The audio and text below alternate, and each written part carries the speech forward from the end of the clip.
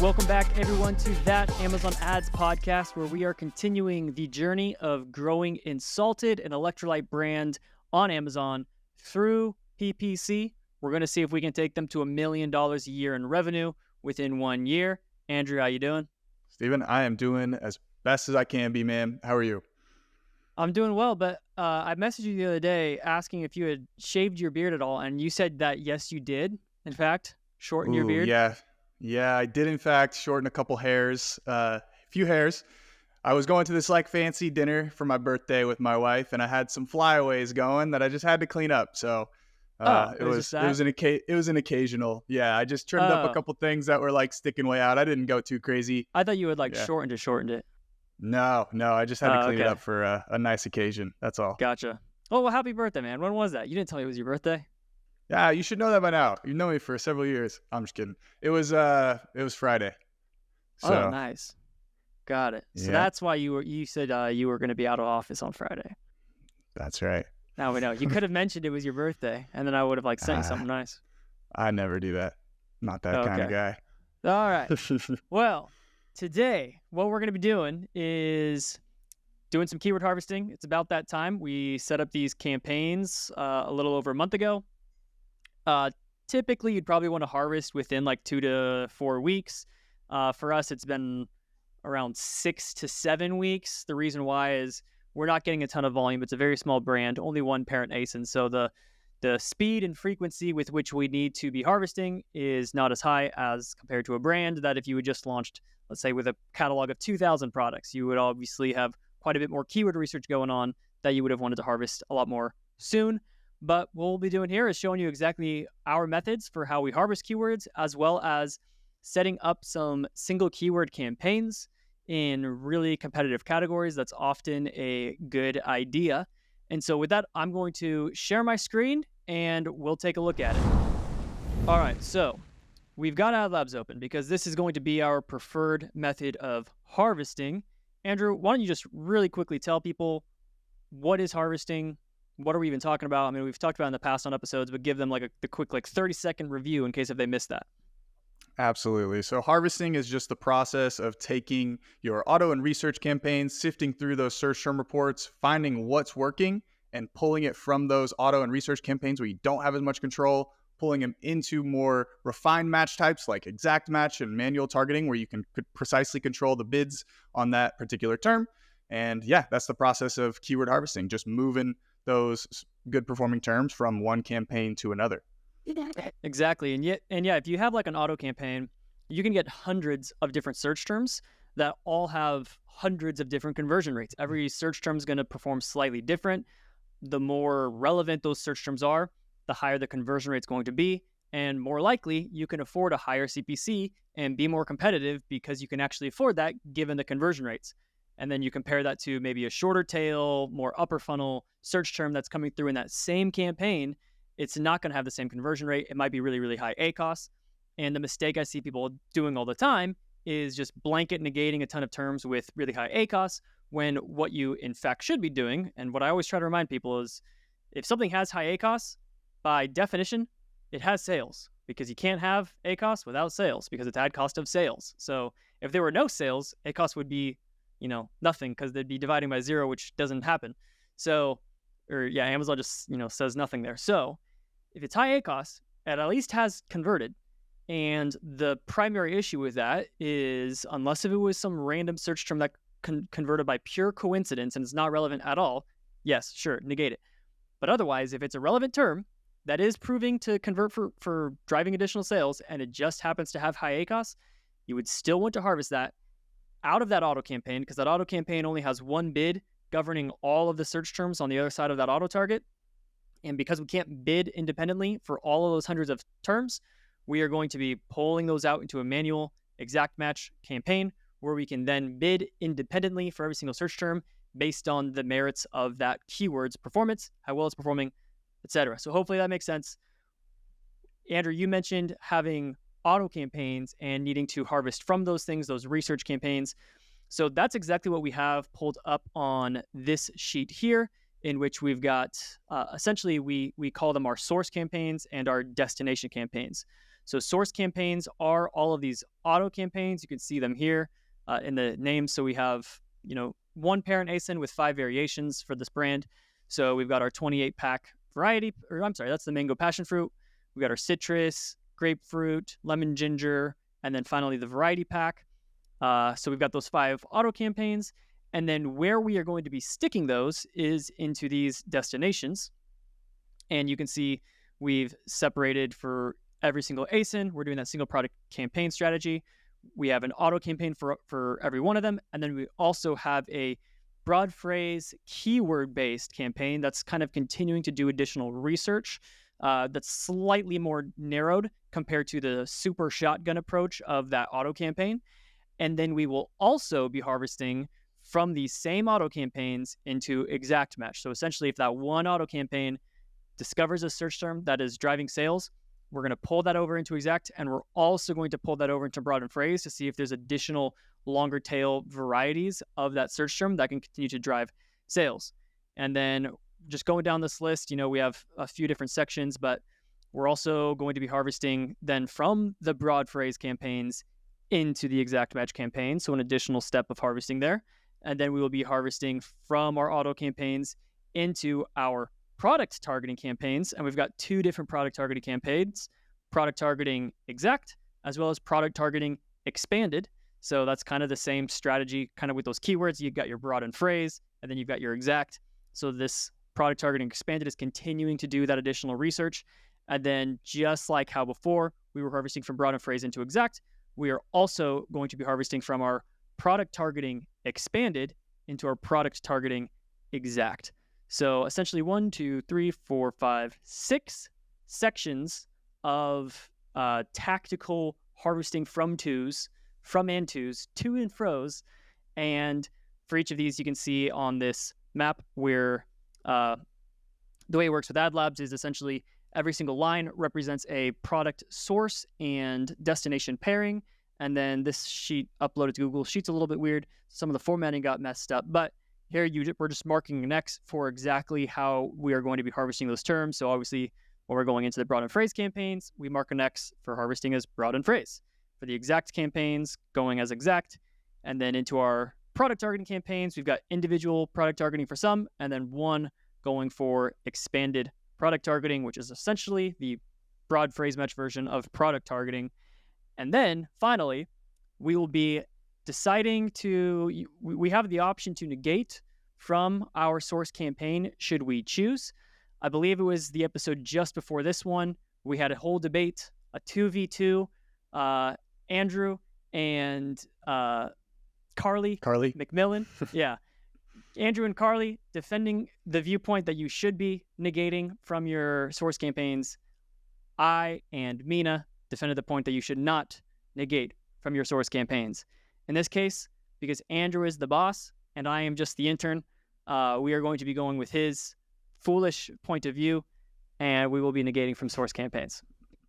You must not feel too strongly about that opinion that you stuck with so vehemently in that episode. So, yeah.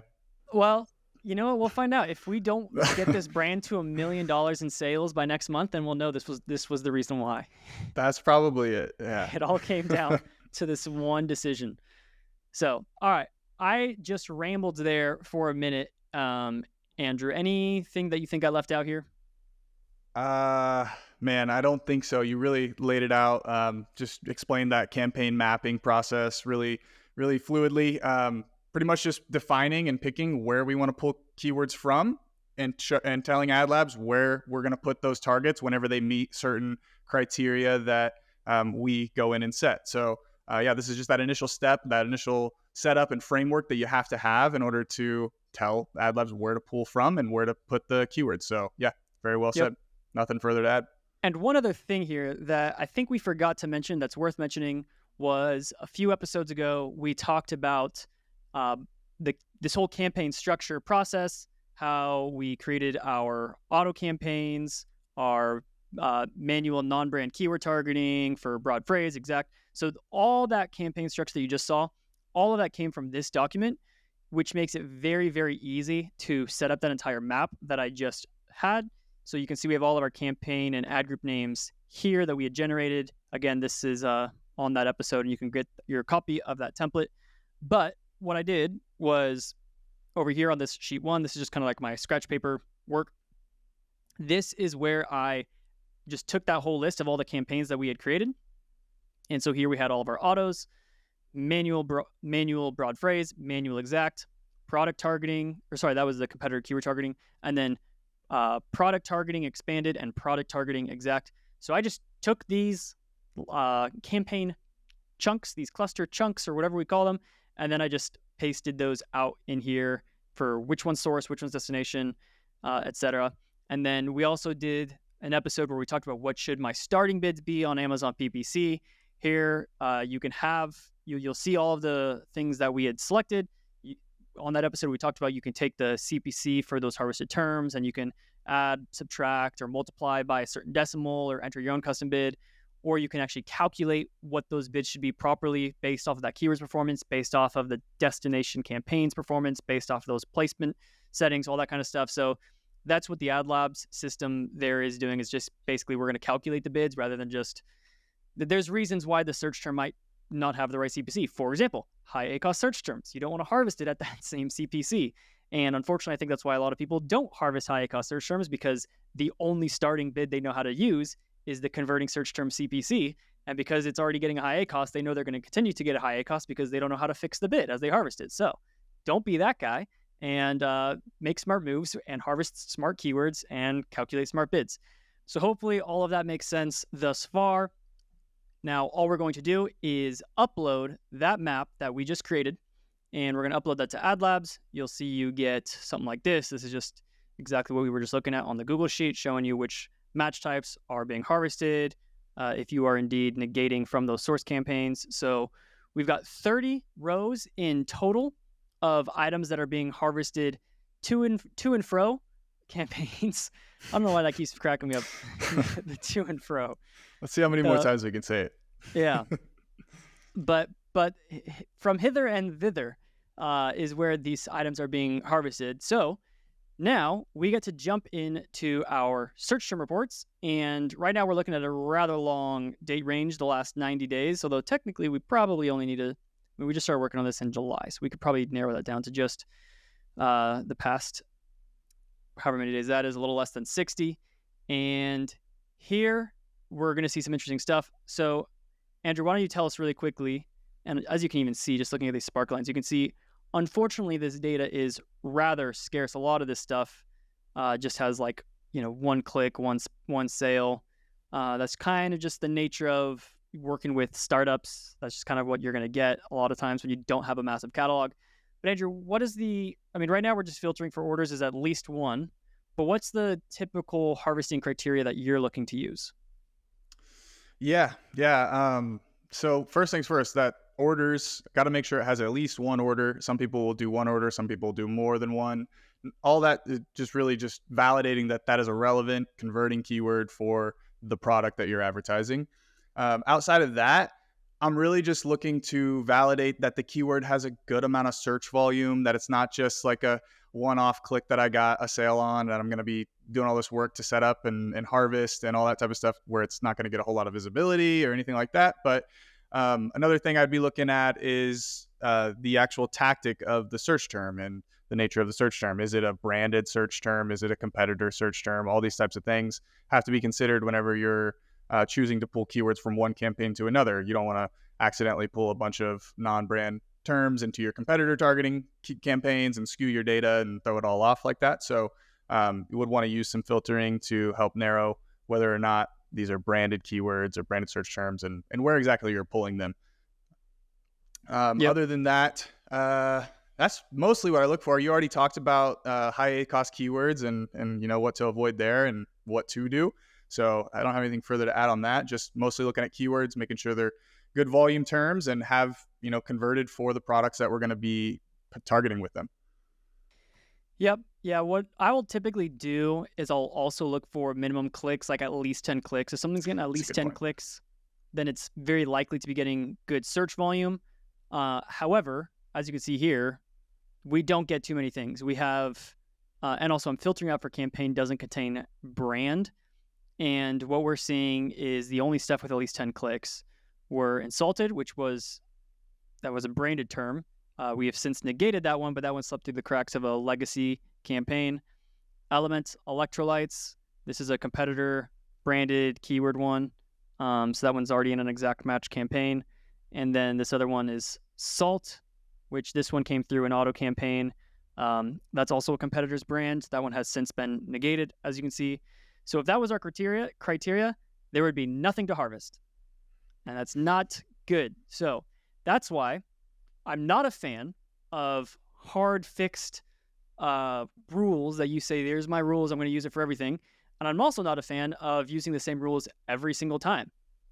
The harvesting rules, just like when we're adjusting bids, there should be a certain level of dynamicism. Dynamicism? I don't know if that's a word, but dynamic filters should be applied. So depending on what stage you're in this case, we're very much growth oriented. We would rather err on the side of getting a few more items, including all this stuff with only one click. Because it only has one click, it could have only one click because it's low search volume, or it could only have one click because we haven't been bidding high enough on it. Now, I can just tell you from looking at this account, a lot of these keywords are not stuff that only get one click every 60 days. A lot of these have a lot more search volume than that, but we just haven't been bidding aggressively on them because they weren't being harvested into our campaigns. So these are all stuff that we'd want to clean up. And then same thing, not clean it, that we'd want to pick up and harvest into our manual campaigns. And then also, if we're looking at some super high ACoS stuff, again, here's Salt. Salt belongs in our, Salt is something that we would want to harvest into our competitor keyword targeting campaigns and then clean that bid up so that it's not getting 160% ACoS. With this other stuff like Electrolytes, you can see AdLabs is saying it's actually already been harvested from one campaign. So if we look at this, so it actually already has been harvested from the broad phrase campaign into its destination campaign. There's one other legacy campaign where it hasn't yet been harvested. So that's not necessarily a good example just yet. High sodium is a little bit weird. So there's some stuff that you don't just want to harvest everything. And this is another reason why I don't like to just blanket. I like to go through and take a look at everything and see what exactly is going on. In fact, we can also group by harvested. This might be a little easier. And then we can see which ones have not yet been harvested. So these 4 items have already been harvested into all of their appropriate destination campaigns per the map. And then for these ones, these are the ones we want to be looking at. We don't want to harvest them all because at this stage, we're only focusing on harvesting our non-brand terms. So we don't want to harvest Salt. We don't want to harvest Element. Is Sports Nutrition? No, that's not a brand. Sounds like it, but I don't know. Sounds like a brand. Here's Liquid IV. Here's Element. Just a quick scan through. Here's LMT. And yeah, earlier today we were already going through and re-negating a lot of stuff. So there we go. These are probably the terms that we are ready to go through and harvest. And so we'll just click harvest. And our target ACoS for these ones, because we're still very much in the growth stage, is going to be rather high. We're going for 80% target ACoS. So that's just going to help us inform what we should be calculating these bids as. Now, right now, there's a bunch of legacy campaigns that haven't been set up into harvesting. Otherwise, if we wanted to be harvesting from these, we would just click that resolve, which we would assign a destination campaign. But we're just going to take a look at everything else. We've got 51 targets here that we are now ready to be adding to our campaigns and also negating from source. So all that should be good. We'll just select all and then ship these changes through to Amazon. All right. So Andrew, pretty straightforward. Hopefully that made sense to everybody. If not, drop your comments and questions below. But I think just to sum it up, you should be harvesting things that drove orders that have decent volume. A few ways to check for that volume. You could look at clicks. You could look at the search query performance dashboard, other third-party tools to check on that volume. But otherwise, yeah. Any questions from your end, Andrew? Did I confuse you during that process? No, you didn't confuse me at all, man. I think it was a good call out to mention how you need to be flexible with when you're doing harvesting, like what the criteria are, and not being stuck to some rigid arbitrary figures and numbers across all the accounts and things like that. Very important points. The only thing I was going to say on that note was just that for us, like you said, we're only getting like one click or one order, very low volume for a lot of these things that are driving orders. And on the last episode, Carly was talking about how, if they get one order on anything, they harvest it. So that way they can start to optimize the bids around that and just ultimately be more efficient and bidding more optimally on every single keyword across the account. And so for us, very similar situation where we need to be a little bit more aggressive in those harvests and pull stuff that is working into more refined targeting where we can be more aggressive and maximize the sales on it to actually have an impact. Because right now, the stuff that's working is kind of just filtered and throughout all of our auto and research campaigns that we initially set up. And we're not able to be as aggressive because any change in that bid is going to affect the spend across a wide variety of terms. And so we're pulling it all out more quickly because we know it works. We know it converts at least once, but let's see what we can actually drive and get out of it by maximizing it and pulling it into exact match where we can control the bid on it and be more aggressive with our bidding. So that's what we're really trying to do here. And I think we're going to jump in and show another layer to that and how we can not only just take the stuff that has already converted or is showing to prove to convert for us, but just finding some of those things that we want to go after and want to be more aggressive on that we think we can compete on to test and see our results. So we're going to be launching some single keyword campaigns, showing you that full process and how to drive and maximize sales on an individual search term. Yep. Absolutely. So with that, let's actually jump over to the single keyword campaigns, this bulk sheet that we prepared, and we'll take a look at that. All right, Andrew. So previously, you and I were working on this, and we identified 6 keywords that we thought would be good candidates for single keyword campaigns.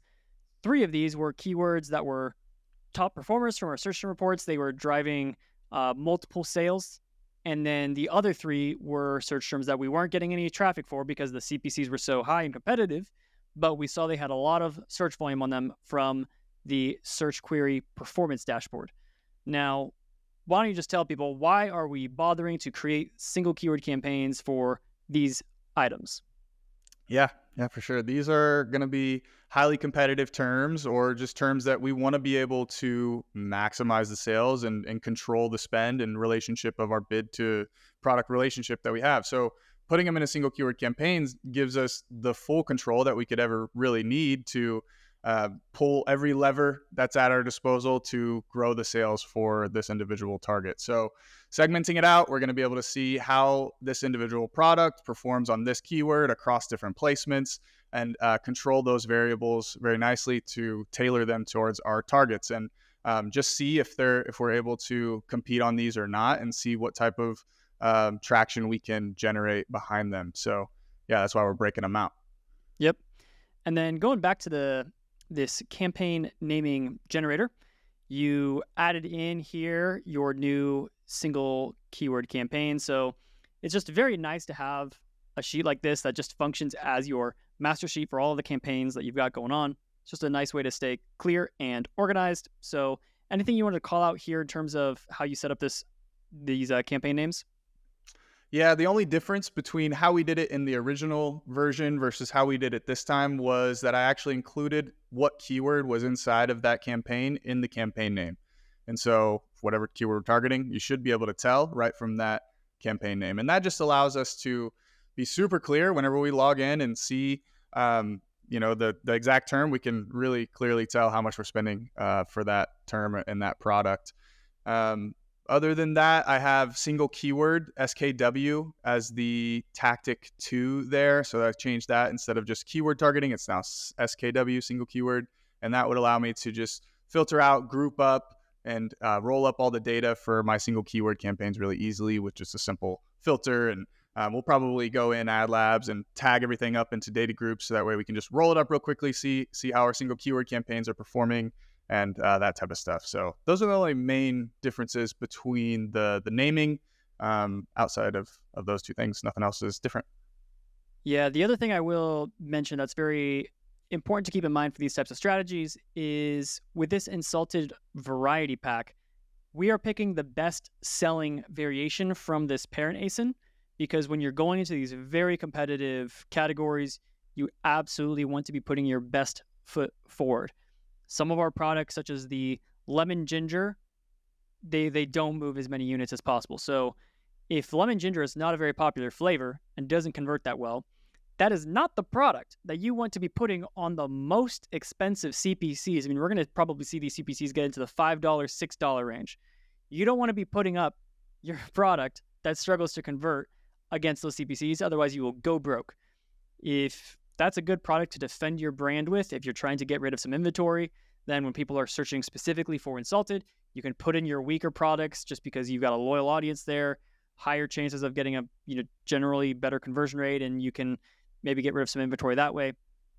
But otherwise, generally speaking, if you're ever going into these really competitive single keyword strategies, you want to be using your best product, which for us is the variety pack. And it's also slightly cheaper because it's 12 pack instead of 28 pack. So that should sometimes help allow us to get slightly lower CPCs on these keywords, because Amazon will provide you a little bit of a discount if you're a lower priced product, but we could still convert on one of those higher priced products and actually, get a larger actualized AOV on it. So yeah, we created the bulk sheet. Looks like this, pretty straightforward stuff from Amazon. We took the campaign names that Andrew created, loaded that into the campaign name line item for these entities. We also added in the ad groups, obviously put in the ad group name, budgets, pretty straightforward, just like $50, just saying relatively conservative, put in the product ads, and then finally add a keyword to each campaign. We're starting with $2 bids just because these are more aggressive. We're not even 100% sure how much volume we'll be able to get at a $2 bid, but allowing each campaign to have its own allowing each keyword to have its own dedicated campaign will allow us to really fine-tune those placement controls, those bids, and we're really just kind of focusing on that best product. So the final step we would do here is just to make sure that these new campaigns get all of the appropriate volume they need. We are going to negate these terms from all other existing campaigns.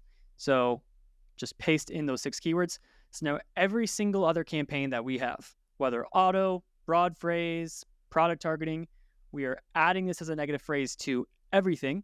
And then we are launching these new single keyword campaigns to allow them to go and generate sales. And then we'll keep you guys up to date on how exactly these campaigns perform. Wait, Steven, before you do that, you're about to make a very costly mistake. I don't think you realize it, but you're about to negative phrase match those keywords across everything within the account. We definitely don't want to do that. We want to negative exact match that, just because we're only targeting in those single keyword campaigns with exact match. So we only really need to limit the spend on those in the other campaigns on those specific terms. So let's fix that. Yeah, so only negative exact. So that if any of these search terms come through exactly as that, we want to make sure all that traffic's being funneled to our dedicated single product campaigns, single keyword campaigns, exact match, to really keep that isolated, dialed in, and controlled. And that's pretty much it. Andrew, anything else to add to this episode about keyword harvesting, single keyword campaigns? I don't think so, man. What about you? You got anything else? I think I would just say that a lot of people say that you should just automate the keyword harvesting process. I want to reiterate the reason why I'm not a fan of that is because you'll have stuff slip through the cracks, either accidentally getting some branded terms or competitor non-brand terms, or competitors brand terms, I should say, that are coming through your non-brand campaigns. And if you harvest those in there, now your non-brand campaigns are going to be doubling down on brand defense tactics. And it's a lot cleaner to just spend 30 seconds double checking, just a quick once over, just glance over everything that's coming through, see if there's anything major that catches your eye. 30 seconds will make your account so much better. And also I think I just like to see those search terms periodically and what's being harvested. I think just spending 30 seconds looking at the harvested keywords allows my brain to be a little bit more aware of what's going on. So Don't be lazy. And don't just try to set up everything on automation so you never have to look at what's going on, because somewhere along the way, you're going to be accidentally negating phrase from your exact match things. Maybe you were just trying to harvest exact and negate exact, and you accidentally hit negative phrase, and now it's an automated rule that happens every single day or twice a day for the crazy people who like overdrive their automations and stuff. So yeah, I think just spending a few seconds to adjust the filters, adjust the criteria, keep your pulse on what's going on in your account, be very well aware of what every campaign is doing, every single search term that's coming through your doors.